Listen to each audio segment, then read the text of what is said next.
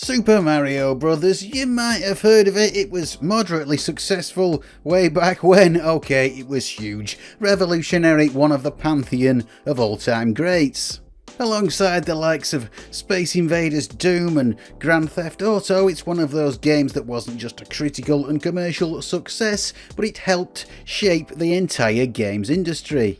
But hold on a moment, hold on, you might be saying, good as it is, it can't live up to this clickbait title surely, the most impressive game on the NES? No, it can't be, but hold that thought for a moment because today's video is sponsored by Dragon City. Dragon City is free to play and available on both Android and iOS, but also Windows and Amazon. Download it right now from the link in the description. Collect over 1,000 different dragons and build your own Dragon City. Breed 2 dragons together to get new ones and feed them to evolve. And yes, indeed, you can train your dragons and take them to battle in order to make them more powerful. There are various different PvP modes that let you fight against your friends and challenge other dragon masters. Several exciting events every week to discover and new adventures to play and explore. Maze, Runner, Grid, Heroic Race, which one is your favourite?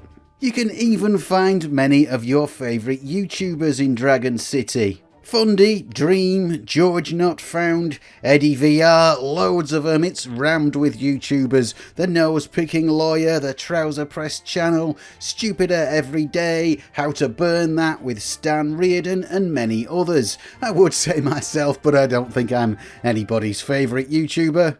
Yes, click the link in the description and get a special free reward. 3 of them, in fact. 15,000 food, 30,000 gold, plus the rare Citadel Dragon, available only for new users for 7 days. So go ahead and download it from the link in the description, support this channel and do stuff with dragons. Anyway, with that out the way, back to the video. And how can we call Super Mario the biggest limit pusher on the NES? I mean, there are dozens of more graphically impressive games that immediately spring to mind. Either of the sequels would do for a start, Super Mario 3 being a fairly fine example of what the NES could do on a good day. But there's so much more. Batman Return of the Joker, Castlevania 3, Kirby's Adventures. We could list games that are more advanced than the original Super Mario Bros. All day. So what on earth am I on about? Well, there's one caveat, there has to be. Super Mario Bros. Is the most impressive NES game running on the original hardware. The most impressive game that doesn't use enhancement chips, memory mappers or any other kind of expansion. The most impressive game running within the confines of the base machine. That is something I think I can back up.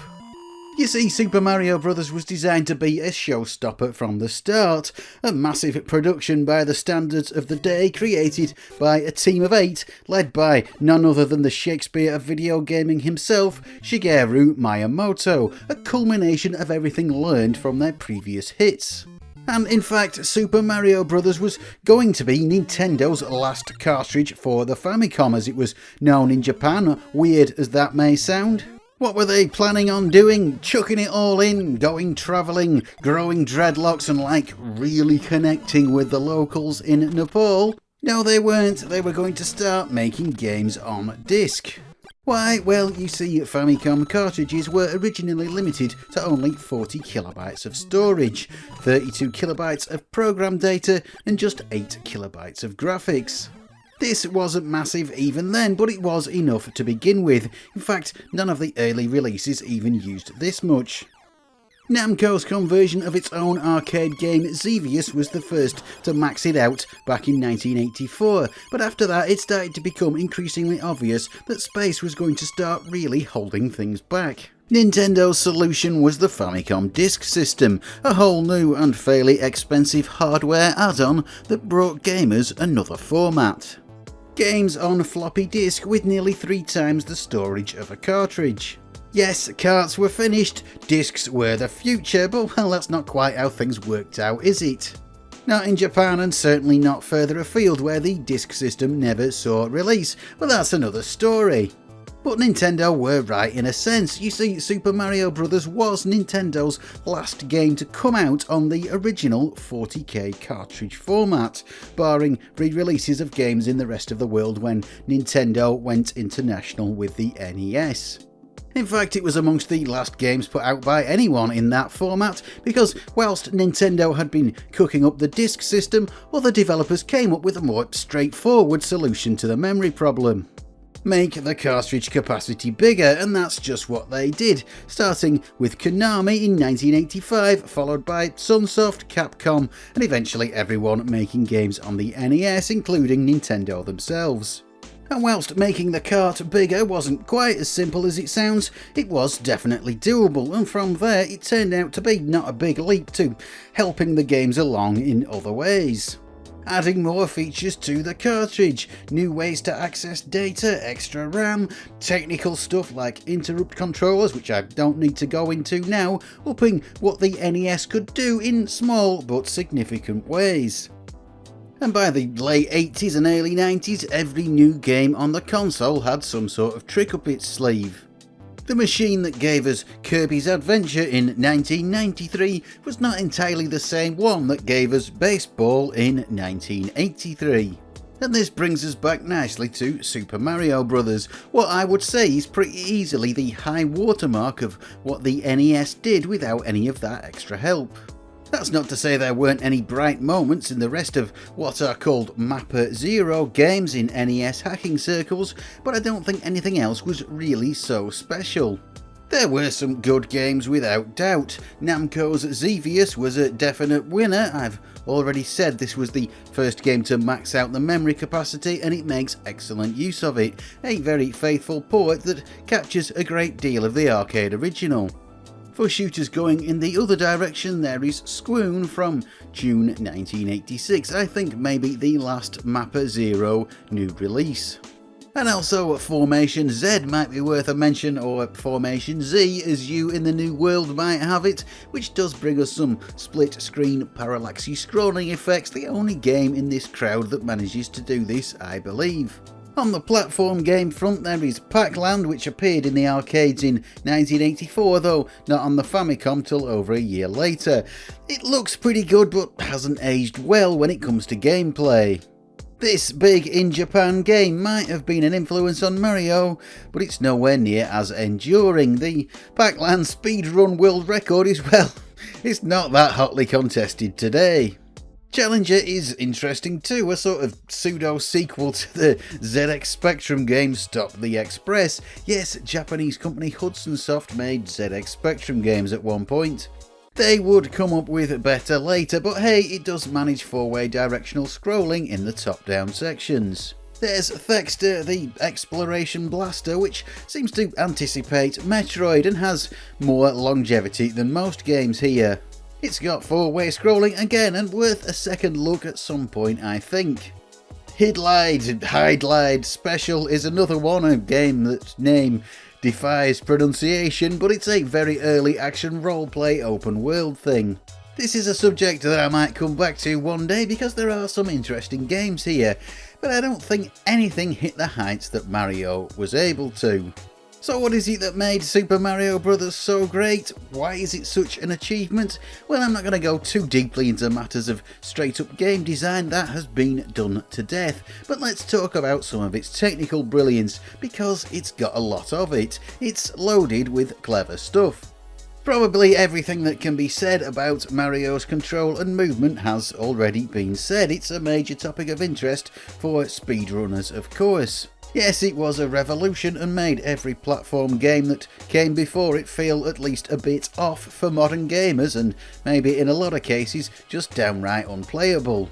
Even Mario's previous outing in non-Super Mario Bros. Feels very awkward now, despite it being quite a bit more advanced in this area than other games of the time. But in fact, ordinary mundane Mario Bros. Makes a pretty good comparison for something that doesn't get talked about quite as much. That game clocked in at 24 kilobytes in total, and fine as it is, variety is not one of its strengths. It's basically the same thing over and over again with minor variations. Super Mario Bros. On the other hand is just 16 kilobytes larger and yet manages to cram in 32 distinct levels across its 8 worlds with a dozen or so different enemies populating them. And yes, they do all get a bit samey with regards to the graphics theme, but the designers did amazingly well at keeping things interesting. So how did they fit so much into such a small space? Well, it was with the use of some clever compression techniques. NES graphics are made up of tiles or blocks of 8x8 pixels. Here are the graphics for SMB, all 8 kilobytes of them, displayed all at once as they are stored in the cartridge ROM, what is known as the pattern table. The entire game is made out of these elements, every level is just some arrangement of these blocks. The thing is though, there is nowhere near enough space to store the position of every individual tile in every level. Each screen has 960 tiles on it, and if you use 1 byte to represent the tile in each position, well, you've got nearly a full kilobyte just for one screen, and that isn't going to fit into what little space there is. But actually, if you look into the game's code, stage 1.1 for example fits into around 150 bytes, split into 3 sections. The background scenery, the foreground objects you can interact with, and finally the locations of all the enemies in the level. All these elements are stored not as individual patterns of tiles in the level data, but as complete objects. If you've ever played Mario Maker, this concept will probably be familiar. The level data really just says put a pipe here, 3 blocks here, a Koopa Trooper there, and when it comes to be drawn, the game just executes a ready-made bit of code to draw that particular object. In effect, you only need to store each complete object once and then just invoke it when needed, making the level data just a list of objects and where they go, rather than having to deal with the positions of individual tiles. The downside of this is that you're limited to what you can put in a level, but it's massively more space efficient when it comes to storage on the cartridge. On top of that, there are a few different switches in the level data that set up the level's type, the colour palette, the music and what have you. There's just a few bytes that determine much about how the level will look. The level data doesn't need to store all this separately for each level. You can have fun messing around with this quite easily, as many ROM hackers have found. There's only a handful of different scenery types, so you can easily make incongruous clouds appear underground by switching a single value, or go all out and turn the very first stage into a water level. The upshot of this is that all the game's levels are crammed into around 4.5 kilobytes. Not a huge amount of space, but it would have to be so compact if there was ever a chance of this working. A lot of this compression stuff was used by other games, that's true, especially in later years, but in 1985 this was groundbreaking stuff that helped make a game with the complexity of Super Mario Bros. Possible. What else can we look at? Well, more on the topic of cramming stuff in. We've already seen the 8K of data that makes up all this game's graphics, and here it is again, every single thing in the game. All of Mario's animations, who also doubles as Luigi with a colour palette swap. All the enemies, Bowser himself, and all the background elements. Quite a bit of it filling in more than one role when you start looking. Yes, the clouds and bushes are one in the same, just with a different colour, a factoid you've probably heard before. Yes, they really were keen to avoid wasting space, keen to shove in absolutely as much as possible into what was to be their last 40 kilobyte game. And it seems like they really did that very well, but take a look at the bottom right of this image again. There's a few tiles here that seem a bit messy, a bit garbled. They don't look like anything at all in the game. Is this just some random garbage left over from development? No, actually, this is the title screen.